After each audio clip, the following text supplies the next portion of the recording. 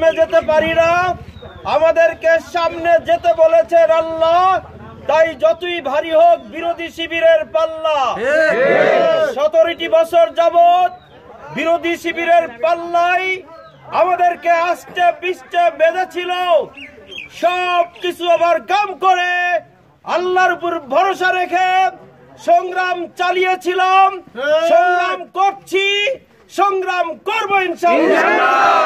যতদিন না মানুষের অধিকার প্রতিষ্ঠিত করতে না পারি, দেশে ইসলামী হুকুমত কায়েম করতে না পারি, ততদিন পর্যন্ত আমাদের এই সংগ্রাম চলবে।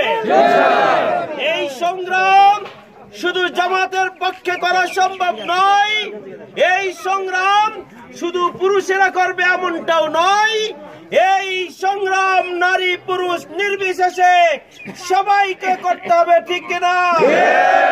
আমরা একটা কিছু করতে চাই, আমরা একা পারবো না বলে তাই ডেকে যাই নিরালায়। সবাইকে ধন্যবাদ। আসসালামু আলাইকুম।